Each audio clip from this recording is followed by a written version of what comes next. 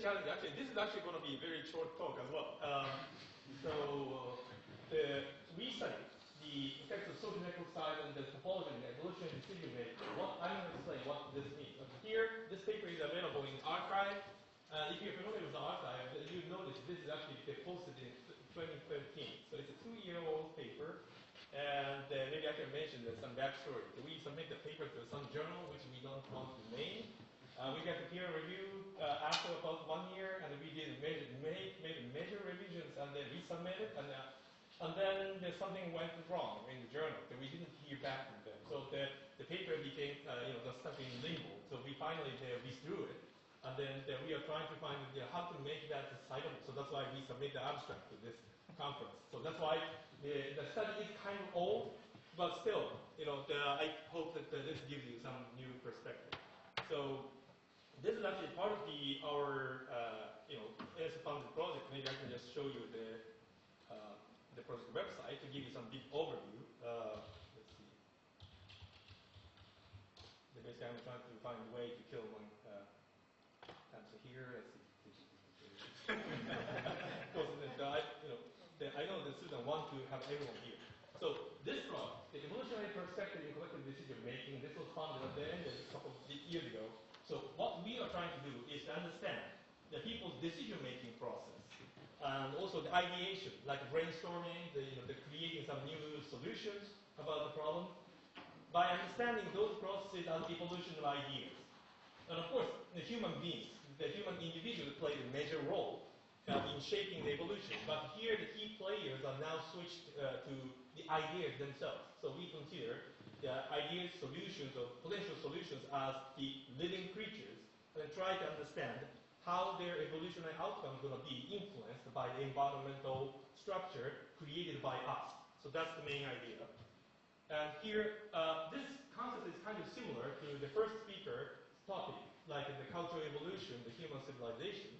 But I have to make it clear, we are thinking about much shorter time scale idea dynamics. Like, 1 week. When you have a team, and the team needs to figure out some kind of solution in a company, for example, or maybe within 1 day or 1 hour. When you have a team that they're having some group discussion, that kind of very short period of time that we want to understand the evolution of ideas. Okay. So anyway. Okay. So here's the big picture. We'd like to understand decision making as an idea evolution. So here we have one particular fitness criteria. That she has some ideas, A, B, X, Y, right? Whatever idea it is. And she came up with a new idea coming from the A, and then I don't know how many people can read. This is A in Japanese. So let's assume this is a new idea, and then now that she has the partner, and they just send that organism through the social path, and then this is going to be a new habitat for that idea, okay? And then he will receive that idea, and then based on his own criteria, that he might actually say it's going to be some dumb, because I don't understand Japanese, right? So this is the one particular event in the idea evolution. One organism is created based on some parent organism, and then they will migrate from one habitat to another habitat, and then get subject to another selection criteria. So this way we can consider human individuals forming the environment for idea evolution, and certain as both the environmental constraints and also the evolutionary operators, because it is she who decided what kind of operation to apply to this idea population. So unlike the typical interactive evolutionary computation work, humans are not just the selection fitness evaluators, but actually they are the active initiators of evolutionary changes. And by lots of this kind of operations, ideas evolve through reproduction, variation, selection, and migration on social networks. Okay, and then in this talk, we specifically focus on the migration part.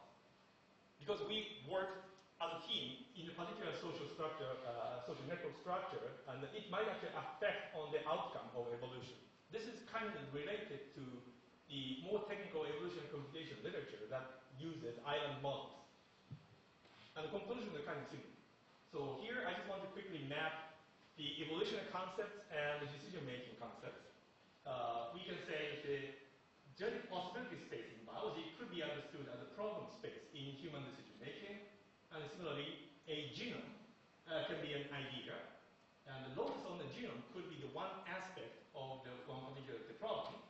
And then we choose specific choices for each specific aspect of the problem. So we can say they are alleles. And the population of the organisms are the set of ideas being discussed by the human population. And the environment, as I said, is a group of people who, and also their conceptions, how they perceive the problem being discussed. And finally, the fitness of an idea could be the real utility of that particular candidate solution, or maybe just a perceived utility of the idea by the people. Right? And human behaviors can be understood also as evolutionary operators. So, for example, replication of idea could be the advocacy. If someone says, I like your idea, and then suddenly your idea as the population size, effectively, is going to go up. And the mutation could be some kind of modification of ideas based on some existing ideas. And recombination also happens sometimes by someone taking 2 or 3 ideas, combining together, by taking some aspects from one idea, another aspect from another idea to produce a new one. And subtractive selection is essentially sum done. Right? If someone says some critical comment about your talk, suddenly the idea you presented in your talk is going to get lower population size. Okay. And intelligent point mutation, this doesn't exist in real biological evolution, but as humans, we try to intentionally improve the quality of the idea. So we oftentimes internally explore some local problem space and then try to propose something that sounds smarter, right? So that's the intentional improvement of existing ideas. And finally, this doesn't really happen in reality, but we introduce that also in our model. Random generation, meaning that you can suddenly yell some crazy ideas made of all the nonsensical the aspects, but this could be also modeled in human decision-making process. Okay, so here is our research question for this talk. How does the size of topology of social network structure of people participating in decision-making process affect the evolution ideas in collective human decision-making? And of course, we can manipulate actual social structure. So we use the agent-based models to study, to get some qualitative answer to this. Okay, so here's the schematic illustration, what kind of model we are using. Here's an agent, and each agent has internal set of ideas. How many different ideas and it can consider. This is one of the parameters. I think it was 5, 6, or something like that. And then there is a true utility function for all the possible solutions here. This is not available to the agents. Okay. And then we introduce some parameter which is called the global bias. So that for the old agents, this is available. So this is a master utility function, which means that this is slightly different from the true reality, but still it creates some kind of functional surface.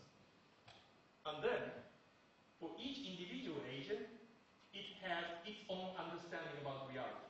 So this is an individual utility function. This is how this particular agent thinks about the problem. So here's the solution space. This is perceived utility, which is slightly different from the master utility function. Okay. So this agent is going to apply a lot of different evolutionary operators to the idea population here, trying to improve his or her perceived utility about solutions. Okay. And for example, here he samples some of the ideas in his brain and then try to evaluate its utility based on this individual utility function.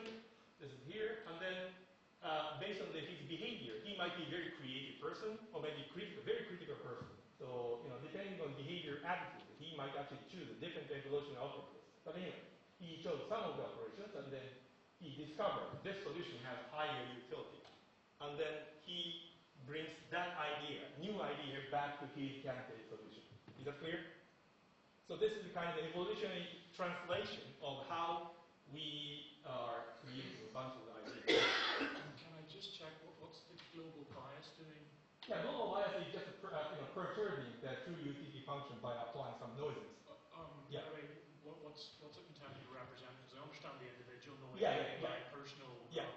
So this is to represent a situation that applies to everyone in participating in the group discussion. For example, I teach in engineering school. Unfortunately, there are lots of them males, the boys, but there aren't so many females. So imagine the situation where you have 5 or 6 boys, computer science majors who are discussing how to date a girl, right? So in that case, you might actually have some really global bias, right? Their understanding about how to date may not be the correct representation. Right. So that's kind of the parameter we introduced. Is that clear? Right. So that's a kind of shared prejudice amongst the. Yeah. Sorry, I'm offending a lot of people here, right? Including me. No, I think you're clarifying another problem. Anyway, so this is the model, and then now we situate this kind of the individual agent to the social context. So here, we have the network made of only 6 agents.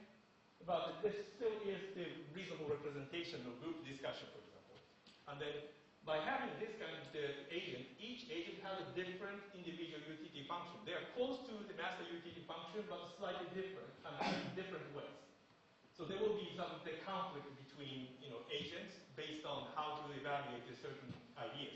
But anyway, what we simulate is to let them operate on their internal idea populations and try to share the ideas of, through the social network.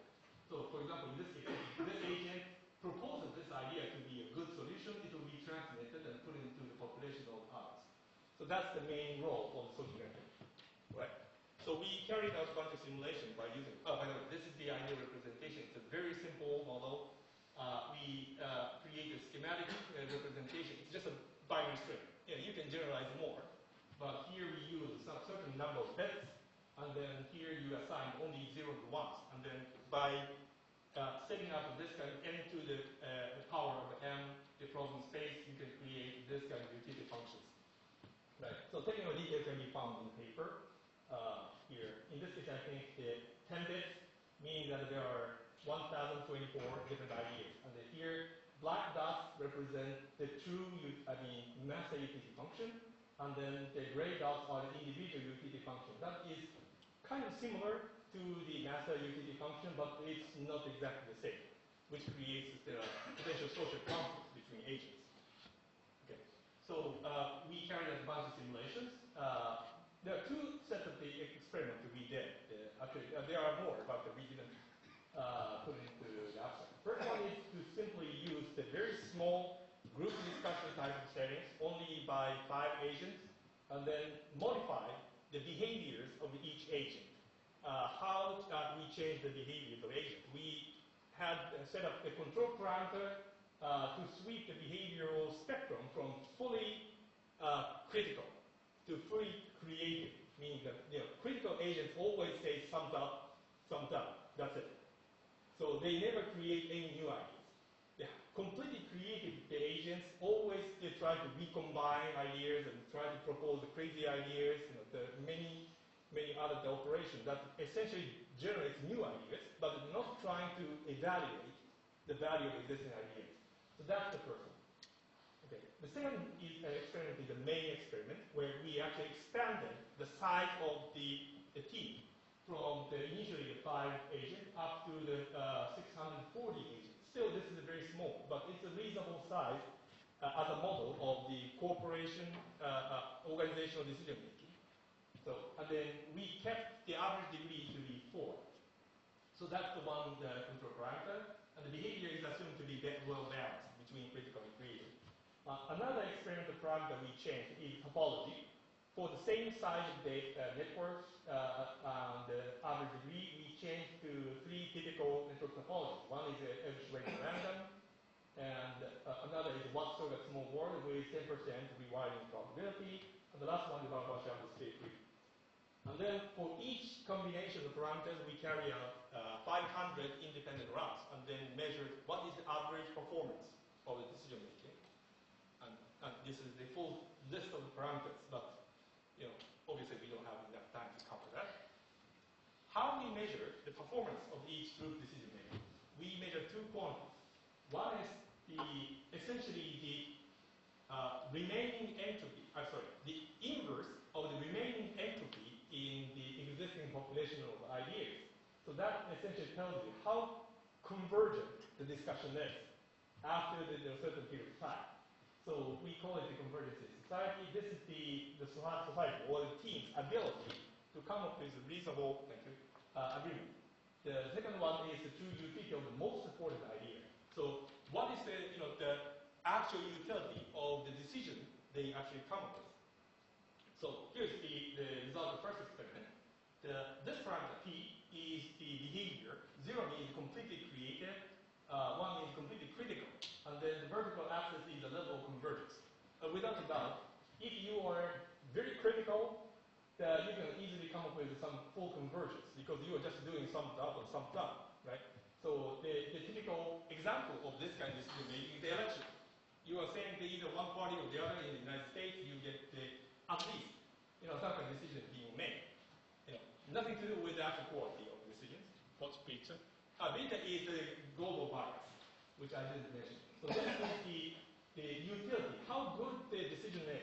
Turns out, in order to achieve the best quality of the decision, you have to have the good balance between the creative and critical attitude. So that's another interesting thing. So in the main experiment, we chose the 0.5. 50% of the time you use critical operators. 50% of the time we use the creative operations. And I know I have just a few minutes to go. So this is the result of the main experiment. The horizontal axis is the size of the network, i.e. the number of agents. The vertical axis is the level of convergence. Without surprise, the bigger the network becomes, the harder the convergence to be achieved, which makes sense. Because, sorry, there are some characters in the transport here. And there are not much difference among the 3 different topologies. So in order to achieve the consensus, you should have a smaller group, which makes sense. But the more interesting aspect comes from the different topologies.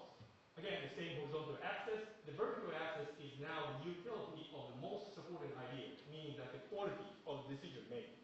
So when the group size is small, there aren't much topological differences anyway, so that you don't see much difference. But as network gets greater, bigger, then around here, about 60, 70, 100, the small word network start to arise. This is small word, sorry.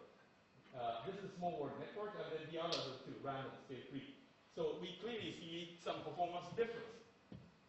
By using small word network topology, you can actually reach the better solution more often. And here's the histogram. So this is the actual utility or the most supported idea. How many times among the 500 simulations that they can achieve the best solution. So this is the performance coming from the small word. This is random and scale 3. I can just go back and forth. So you see that small word networks actually achieve the best solution most. And we carry out the Whitney-U test to actually show that statistically they are different. Okay. The summary is that behavior balance matters. Yeah, no surprise. And then social network size also matters. Smaller the better for the convergence of ideas. No surprise either.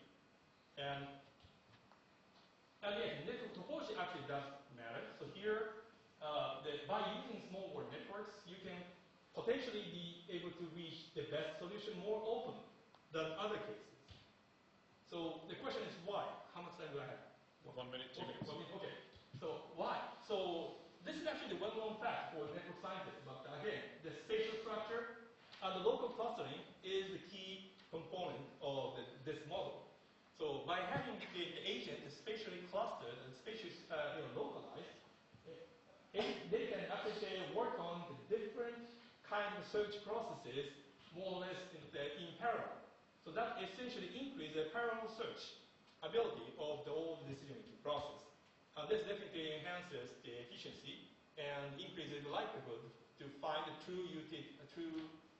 optimal solution. So the conclusion here, that we propose the framework to map out the decision process, the making process, the evolution process, and then we apply that to the model that utilizes social networks. And the basic conclusion: 1, the larger the network size is, the lower the convergence is. The small word network is better than the random and scale-free network in terms of the quality of decision making. The final implication here, in the literature, in many network science literature, the people say the scale-free network is great for the information diffusion, or the random networks. Also, the